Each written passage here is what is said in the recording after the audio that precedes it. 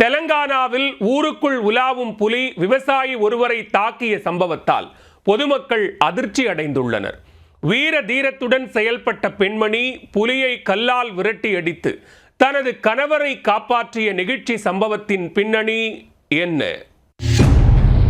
புலியை முரத்தால் அடித்து விரட்டிய வீர தமிழச்சி பற்றி சங்ககால இலக்கியங்களில் படித்திருப்போம். இதேபோன்று தெலங்கானாவில் தனது கணவரின் உயிரை காக்க வீரதீர பெண்மணி ஒருவர் கற்களால் அடித்தே புலியை விரட்டி இருக்கிறார். பதைபதைக்க வைத்த சம்பவத்தில் நடந்தது என்ன? தெலங்கானா மாநிலம் ஆசிஃபாபாத் மாவட்டத்தில் உள்ள துப்பாக்கா கிராமத்தைச் சேர்ந்த விவசாயி சுரேஷ். 35 வயதான இவர் வயல்வெளியில் பருத்தி பறிக்கும் பணியில் ஈடுபட்டுள்ளார்.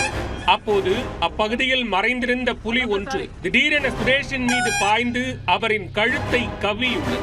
இதில் நிலை குலைந்து கீழே விழுந்த சுரேஷை அந்த புலி இழுத்துச் செல்ல முற்பட்டுள்ளது. வலியால் சுரேஷ் அலறி துடித்ததை கேட்டு அருகிலிருந்த அவரது மனைவி சுஜாதா ஓடி வந்துள்ளார்.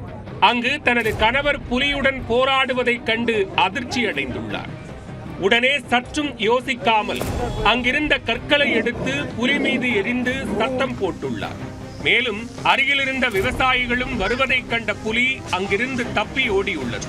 பின்னர் காயமடைந்த சுரேஷை மீட்டு சிர்பூரில் உள்ள மருத்துவமனையில் அனுமதித்தனர். அங்கு முதலுதவி சிகிச்சை அளிக்கப்பட்ட பின்னர் மேல் சிகிச்சைக்காக மாஞ்சேரிக்கு மாற்றப்பட்டார். நல்வாய்ப்பாக புலியின் நகங்கள் ஆழமாக பதியாததால் தற்போது சுரேஷ் அபாய கட்டத்தை கடந்துவிட்டதாக மருத்துவர்கள் தெரிவித்தனர். ஏற்கனவே கன்னாரம் கிராமத்தைச் சேர்ந்த 21 வயதான லட்சுமி என்பவரை புலி தாக்கியதில் அவர் பரிதாபமாக உயிரிழந்தார். இதே புலிதான் 25 கிலோமீட்டர் தொலைவில் உள்ள துப்பாக்கா கிராமத்தில் தற்போது சுரேஷை தாக்கியிருப்பதாக கூறப்படுகிறது. 24 மணி நேரத்திற்குள் அடுத்தடுத்து இருவரை புலி தாக்கிய சம்பவம் ஆசிஃபாபாத் மாவட்டத்தில் அதிர்ச்சியை ஏற்படுத்தியுள்ளது.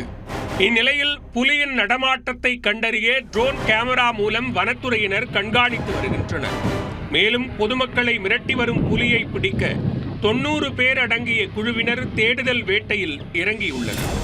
இதனால் விரைவில் புலியை பிடித்து விடுவோம் என்று வனத்துறையினர் நம்பிக்கை தெரிவித்துள்ளனர்.